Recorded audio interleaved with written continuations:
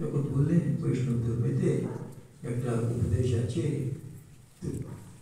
নামে রুচি জীবে দয়া আছে। জীবে দয়া বলছি, তখন বললেন দয়া দেখাবো তুমি কি ভগবানের দয়া দেখাবে, তোমাকে শুধু জীবের সেবা করতে পারো। তো জীবের সেবা কিরূপ করতে হবে? প্রত্যেক জীবেতেই ভগবান আছে। ভগবত গীতায় বলছে ঈশ্বর সর্বভূতানাং হৃদয়ে ভগবান প্রত্যেকের হৃদয়ে আছে, অর্থাৎ সবাইদের ভিতরে, সব জীবের মধ্যে আছে। বিশেষ করে মানুষের ভিতরে তোর প্রকাশ আছে। ভগবান আছেন বলে ভগবানের আমরা ভক্তি দেখতে পারি মানুষের ভিতরে, আর কর্ম দেখতে পারি, কর্মযোগ, তারপরে যোগ দেখতে পারি, ধ্যান ভোজন দেখতে পারি, এরকম। আর তার সঙ্গে সঙ্গে সেবাও দেখতে পারি, কর্মযোগটা দেখতে পারি। তো ভক্তি, জ্ঞান আর যোগ মানুষের ভিতরে প্রকাশিত হচ্ছে, অন্য কোনো প্রাণীতে হয় না। সেটাই বলতেন মানুষের ভিতরে ভগবানের প্রকাশ আছে। তো ভগবান সবাইদের ভিতরে থাকলেও মানুষের ভিতরে ওনারা বেশি প্রকট হওয়ার আমরা দেখছি। সেজন্য তো মানুষের যখন সেবা করবে সবসময় মনে করবে তুমি শুধু মানুষের যা শারীরিক রূপে দেখছো ও ঠিক ঠিক মানুষ নেই, মানুষের ভিতরে ভগবানই বসে আছে। ওর আত্মা আর পরমাত্মা একই। আত্মা আত্মা আমরা যা বলি, আমি আত্মা, আমি শরীর মন নেই, আমি যা আত্মা বলছি আমি বুঝি না বলে আমি আমার আত্মা আলাদা, আপনাদের আত্মা আলাদা বলছি। কিন্তু সত্য সত্যি বলতে গেলে শ্রীরামকৃষ্ণ দেখছেন সবাই তুই একই পরমাত্মাই রয়েছে। ও পরমাত্মাই শরীরে শরীরে শরীরে আত্মার উপরে রয়েছে। তো ঠাকুর বারবার বলছেন তোমরা মানুষের সেবা করো, ওটা ভগবানেরই সেবা হবে। কিন্তু মনে রাখতে হবে সবসময় আমি ভগবানের সেবা করছি, মানুষের সেবা করছি না। তো এটা হচ্ছে শিবজ্ঞানের জীব সেবা। এটা ঠাকুরের অত্যন্ত বড় উপদেশ এই যুগের জন্য। এটা স্বামী বিবেকানন্দ বারে বারে সবাইদের উপদেশ দিতে, মানুষের ভিতরেই ভগবান আছে। ভগবানকে আমরা মন্দিরে গিয়ে পুজো করছি, ঠিক আছে, কিন্তু ওটা পূর্ণ হয় না।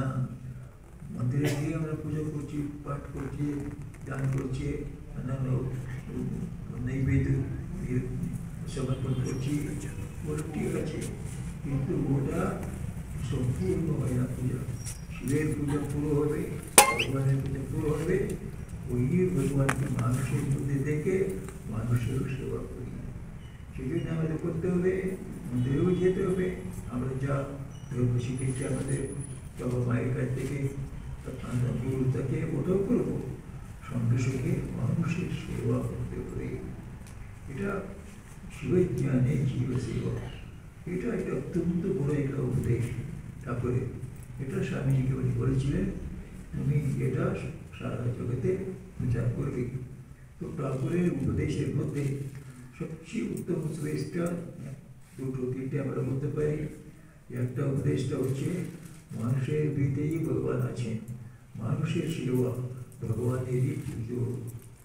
এটা মনে করে যারা করে ওদের ভগবান লাভ হয়ে যায়। যেমন আমরা মন্দিরে গিয়ে পূজা করে ধ্যান ভজন করে ভগবান লাভ করবার চেষ্টা করছি, যদি ওটা কেউ নাও করে, যদি মানুষের ভিতরে ভগবানই আছে, আমি মানুষকে সেবা করবো, স্কুলে মানুষের সেবা করছি, হাসপাতালে মানুষের সেবা করছি, লাইব্রেরিতে মানুষের সেবা করছি, যে কোনো সাহায্য, যে কোনো উপকার মানুষের করছি, সবসময় মনে করবো বাড়িতেই বাবার সেবা করছি, মায়ের সেবা করছি, ভাই বোনদের সেবা করছি, সবসময় মনে করবে এই ভাই বোন নেই, এর ভিতরে ভগবানই রয়েছে, আমি যা করছি এটা ঠাকুরের পূজা করছি। এটা যদি মনে করে আপনি ভাই বোনদেরও সাহায্য করছেন, কিন্তু আপনার মনে ভাই বোন মনে থাকবে না, ভগবানের মনে থাকবে। প্রত্যেক কাজটা একটা সাধনা হয়েছে, প্রত্যেক কাজে আমার ঠাকুর মনে করবে। এটা সারাদিন কত কাজ করছি, প্রত্যেক কাজেতেই আমরা মানুষকে নিয়েই তো কাজ আমাদের, না হয়তো ছেলেগুলিকে পড়াচ্ছি, না আশেপাশে যারা আছে ওদের সেবা করছি, না অফিসে কাজ ওখানেও তো মানুষের সেবা করছি। সবসময় এটা মনে করি তো আমরা মানুষের সেবা করছি মানে মানুষের ভিতরে ভগবানের সেবা করছি। এই ভগবানের মনে সবসময় থাকতে থাকতে তখন কি হবে, ওটাই সাধনা হয়ে যায়। শিবের জ্ঞানে শিব সেবা, মানুষের ভিতরে শিব আছেন এই জ্ঞান রেখে মানুষের সেবা করে। এটা স্বামী বিবেকানন্দের মূল্য শ্রীরামকৃষ্ণের প্রচার করেছে। স্বামীজি এটা এত জোর দিতেন। স্বামীজি বলতেন সব কয়েকদিন আমাদের আমরা জ্ঞানী হতে পারি, আমরা কর্মযোগী হতে পারি, রাজযোগী হতে পারি, ভক্তিযোগী হতে পারি, যারা যা হলেও কিন্তু এই শিবজ্ঞানে জীব সেবা করতে হবে। এটার দ্বারাই আমাদের মনের কত অশুভ সংস্কার দূর হবে আর শুভ সংস্কার পূর্ণ সংস্কার আসবে। মনেতে আমাদের ভক্তি আসবে, জ্ঞান আসবে, বিরাগ আসবে, ভগবানকে পাবো। ভগবানকে পাওয়ার জন্যে অত্যন্ত সরল রাস্তাটা শিবজ্ঞানে জীব সেবা। এটা স্বামীজি উপদেশ করে গেছেন, করেছে। তাহলে আমরা কি করবো? আমরা শ্রীরামকৃষ্ণের ভক্তরা আমরা যেমন আমরা জীবন যাপন করবো। আমার পড়াশোনা তো পড়াশোনায় বেশি আমাদের করবার কিছু থাকবে না, কিন্তু তখনও করবার কিছু আছে। ওটা হচ্ছে আমাদের চরিত্র পাবো।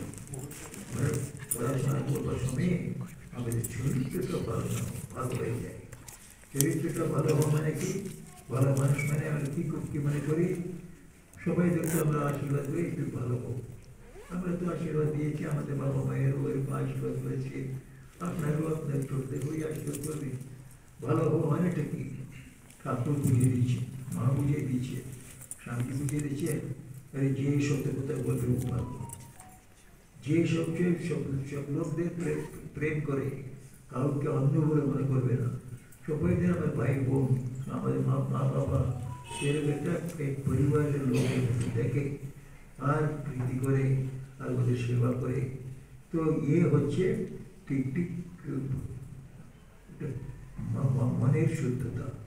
মনেতে আমরা শুদ্ধ ভালো লাগা, সবাইদের দিকে একটা শ্রদ্ধা, সবাইদের প্রতি আমরা ওদের সেবা করবো, তাদের কিছু চাইবো না।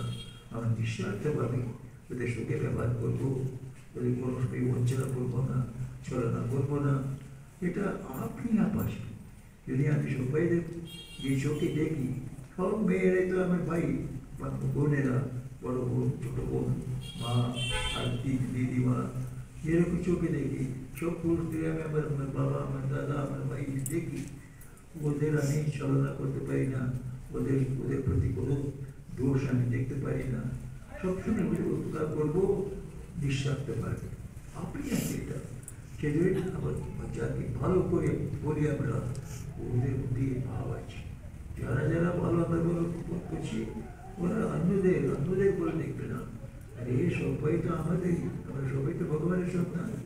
কিন্তু সব আমরা ছোটবেলা থেকে শিখছি।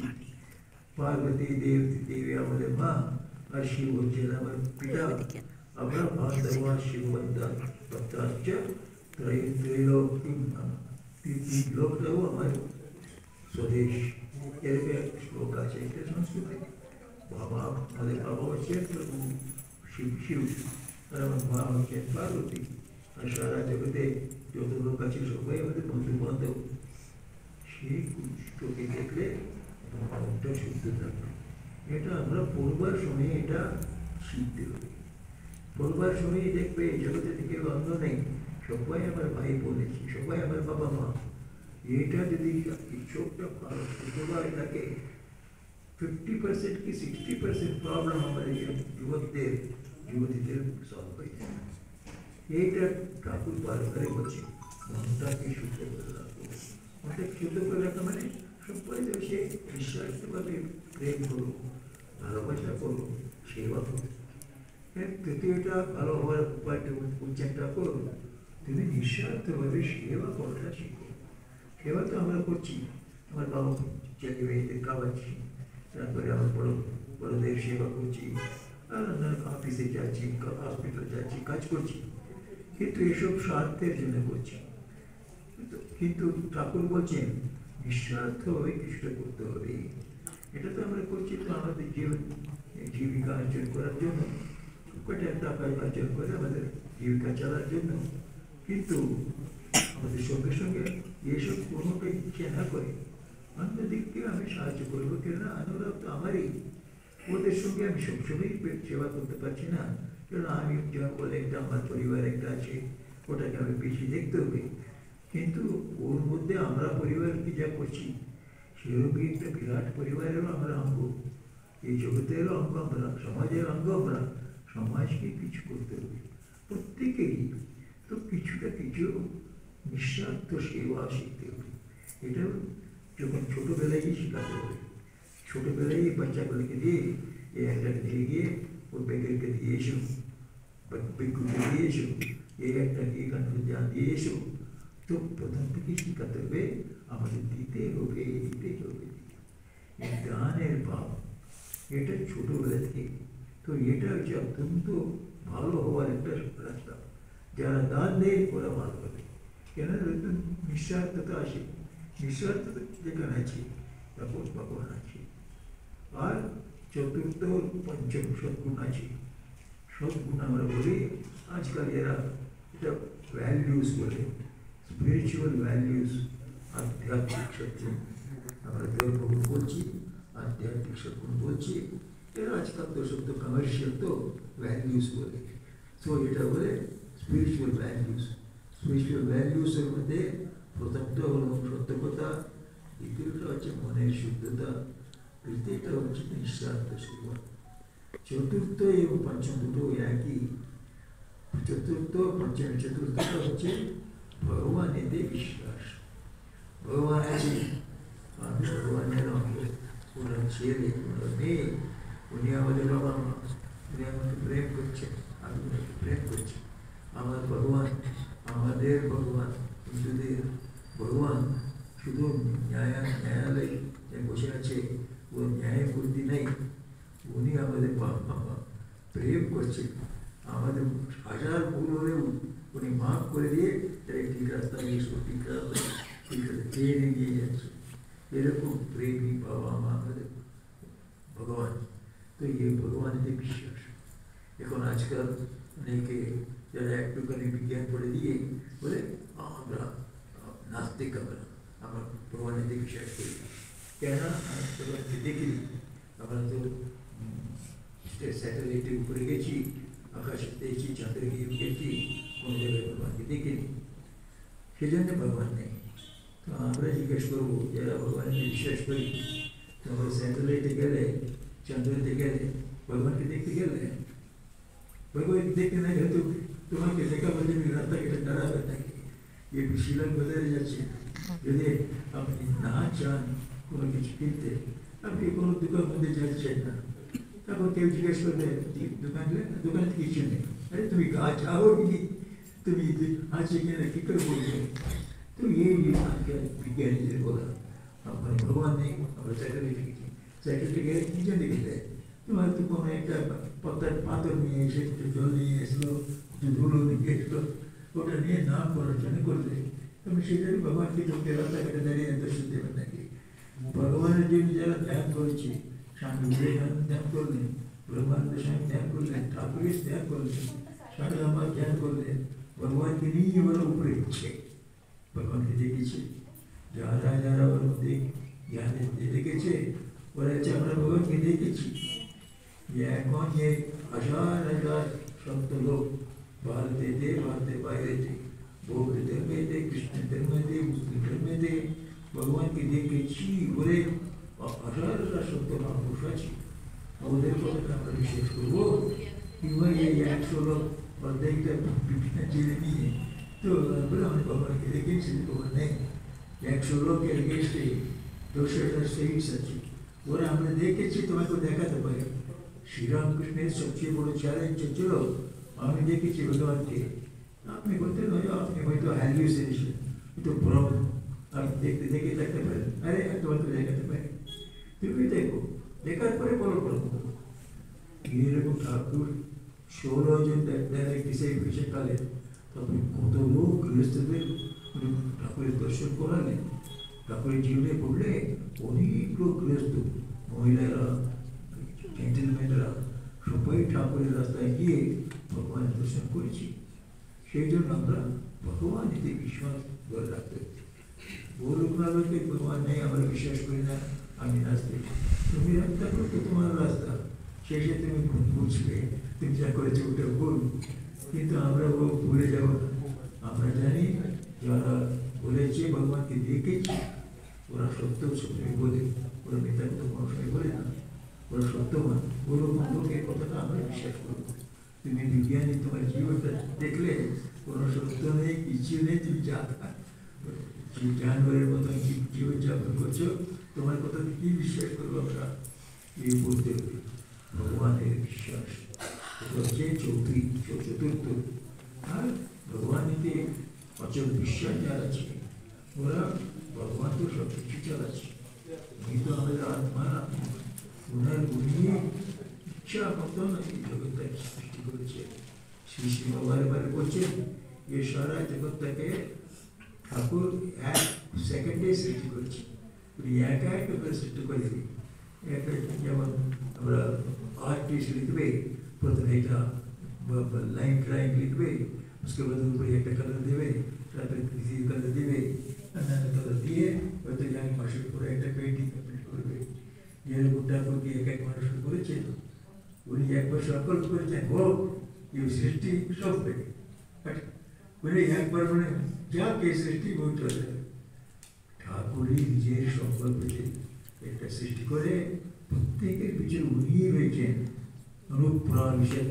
তো এদের বলছে উনি সৃষ্টি করে উনি ওদের ভিতরে ঢুকে দেন। তো আমি বলছি আমি তো ভগবানই নই, আমার ভিতরে যা আছে ওকে আমি বলছি, আমরা সবাই এদের পিছনে উঠে রয়েছি। তো ভগবান তো আমাদের ভিতরেই রয়েছে, তো ওনার উপর প্রথম বিশ্বাস। আর উনি তো আমার বাবা মা, আর উনি সৃষ্টি করেছে যে কোনো জিনিসকে সৃষ্টিতে, যে লোকে হোক, স্বর্গলোকে হোক, ইন্দ্রলোকে হোক, ব্রহ্মলোকে হোক, যেখানে যে জীব আছে সবগুলো ওনার হাতে, ওনার মুখতে রয়েছে। উনি যা বলবেন সে ছুটতে হবে। যেমন একটা মৃত্তিকা পুতুলের মতন, ও পুতুল খেলতে আপনারা দেখেছেন, ও তো সুন্দর থাকে, ও সুন্দর দাস যেমন নাচাচ্ছে ওরকম নাচবে। আমাদের সবাইদেরই উনি ওরকম নাচাচ্ছেন। ঈশ্বর সর্বভূতানাং উদ্দেশ্যে তিষ্ঠতি ভ্রাময়ন সর্বভূতানি যন্ত্রারূঢ়ানি ভাই। এরকম যেমন পুতুল খেলাতে পুতুলগুলোকে বাঁচায়, সেরকম ভগবান আমাদের হৃদয়তে বসে আমাদের চালাচ্ছে, প্রত্যেককে চালাচ্ছে। অর্থাৎ ও যাকে যা চাইবে তা করাবে, ওনার কোনো অসাধ্য বলে কিছু নেই। ঠাকুরের জীবনে সেটাই দেখছি, ভগবানের অবতার হয়ে আসছেন, উনি এটা এই শক্তিটা দেখাচ্ছেন। ভগবানের যার শরণাগত হয় ভয় নেই, জমকেও ভয় করে নেওয়া না। তো জম কি করবে? জম তো ওদের পুতুল, আমি একটা পুতুল, জম ঠাকুরের হাতে একটা পুতুল। ঠাকুর যদি চান জম পালাবে, ভূত পালাবে, আজ পিশাচ পালাবে, সব পালাবে। কেন উনি সবাইদের অন্তর্যামী, সবাইদের অধিপতি, উনি যা বলি শুনবে। সেরকম ঠাকুর আমাদের বাবা মা, আমাদের প্রিয় লোক। আমরা যা চাই উনি দেবে দেবে। বাবা মা কিনা দেবে না বাচ্চাকে, আমরা যা ইচ্ছে চাইতে পারি। এ হচ্ছে প্রার্থনা, ঠাকুরের প্রার্থনা আমরা বলছি, এই বিশ্বাসের সঙ্গে প্রার্থনা করছি। ঠাকুর সর্বশক্তিমান, উনি সবাইদের হৃদয় আছে। যে কোনো জিনিসটা উনি সম্ভব হতে পারবে, করতে পারবে। যেটা আমরা অসম্ভব বলছি ওটাও সম্ভব। কিন্তু কেউ মেঘালয় গিয়েছে, কেতুকে মহারাজ প্রথমে এটা আরম্ভ করলেন সেলাতে, তখন কেউ বিশ্বাস করেছিল এত বড় হবে একটা রামকৃষ্ণ মিশন হবে। এখন মেঘালয় বললেই তো রামকৃষ্ণ মিশন নাম আসছে। দিল্লিতে গিয়ে জিজ্ঞেস করলেন মেঘালয়, হ্যাঁ আমরা গেছি। এই সেই দিনে তো ও ফাইন্যান্স মিনিস্টার এসেছিল সীতারাম, তো এসে আমাদের মিশন দেখে অবাক হয়ে গেছি। আমি ওর সঙ্গে জীবনে কথা বললাম কলকাতা থেকে, কেননা ওকে চেন্নাইতে আমাদের আসলে এসেছিল, ওকে আমি চিনি। তো ওকে তামিলেতে কথা বললাম, তো বললাম বলা আমি জায়গা দেখছি 4 বছরে, সেখানে আমি 4 বছর কাজ করেছি।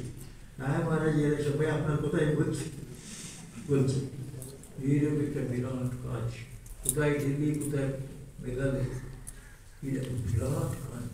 কেতকী মহারাজ আরম্ভ করেছিলেন কয়েকজনকে নিয়ে, তখন কিন্তু তার বিশ্বাস ছিল ঠাকুরের খেলা আমি আরম্ভ করছি, আমি একটা সিডের মতন, একটা বীজের মতন বপন করলাম, এটা বিরাট একটা বৃক্ষ হবেই হবে।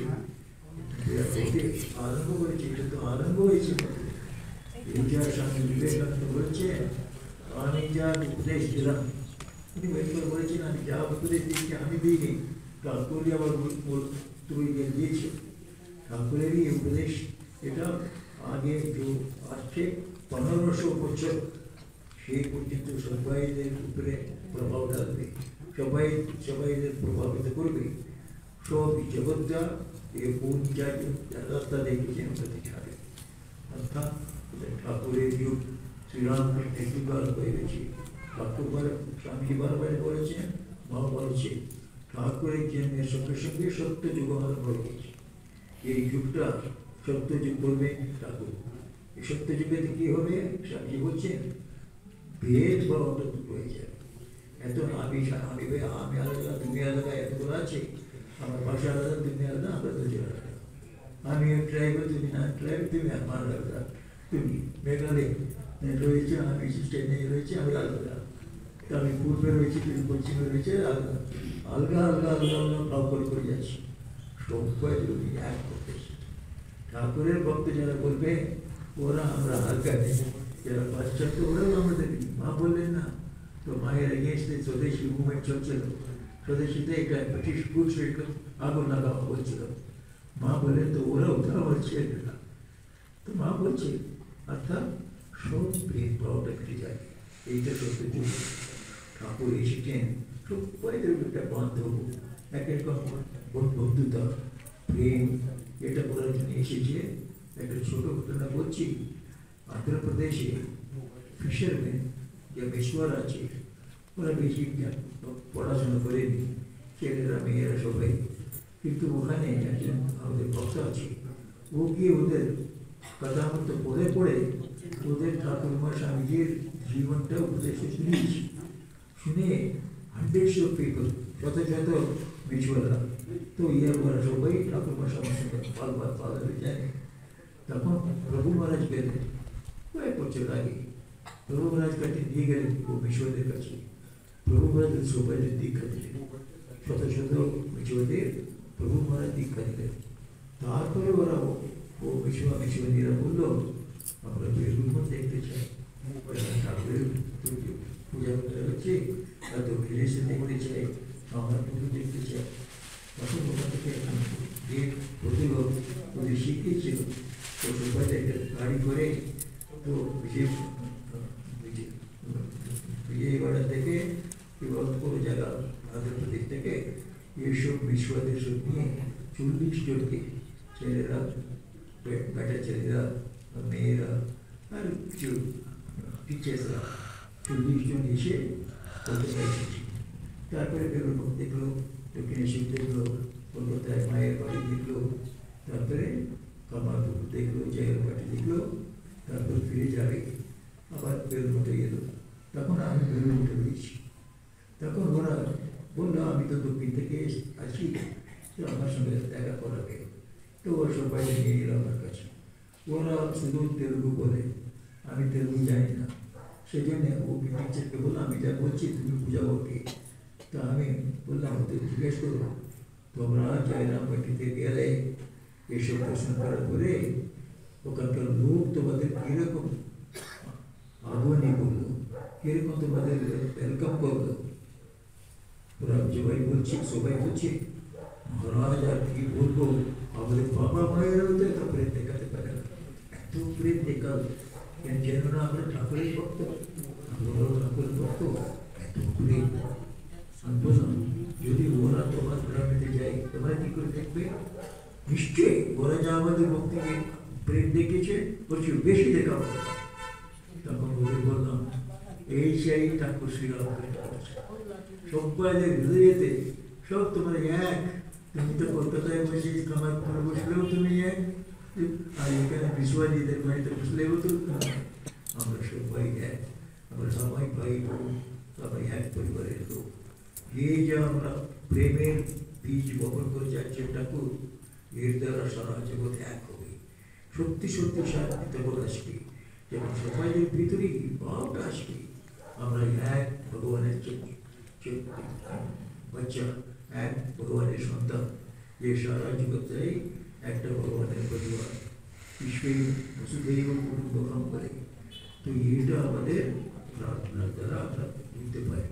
যখন আমরা প্রার্থনা করি ভগবানই সব সৃষ্টি করেছে, উনি আমাদের বাবা মা, এটা করি যখন ধ্যান করি আমরা আর জপ করার সময় মনে করি, তখন ধীরে ধীরে ধীরে অটোমেটিক ভাবটা প্রস্ফুটিত হবে।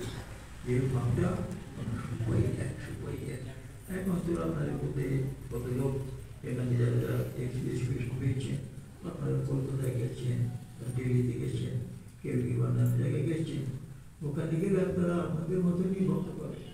বিশেষ করে ঠাকুরের ভক্ত যারা আছেন, একবার দেখলে কি যেন আপনার বাড়ির লোককে দেখেছি এমন হয়ে যায়। আমি দিল্লিতে দেখেছি, কেউ এলো, আমরা জিজ্ঞেস করলাম, তো তোমরা কোথেকে এসছো? আমরা শিলাং থেকে। হ্যাঁ, তাহলে তো শিলাং রামকৃষ্ণ এসে যাও, এসো। হ্যাঁ, আমাদের যারা স্কুলের ব্যাপারটা নিয়ে এডুকেশন ডিপার্টমেন্টের সঙ্গে কাজ থাকতো, প্রতি সপ্তাহে এসে 2-3 দিন এখানে কাটাতাম। শনিবারে আসতাম কিংবা রবিবারে আসতাম, মঙ্গলবারে যেতাম, সোমবার পুরোটা কাজ করে হয়তো সেদিন রাত্রে যাওয়া চলতো, তখনকার দিনে তখন গেট সিস্টেম ছিল, সেই জন্য মঙ্গলবার যেতাম 2 দিন। আমি 4 বছর গেছিলাম, 4 বছরে প্রত্যেক সপ্তাহে 2-3 দিন করে শিলাকে কাটিয়েছি। সেই জন্যে শিলা আমার মতো নেই, ওখানে তখন ভক্তরা ছিল।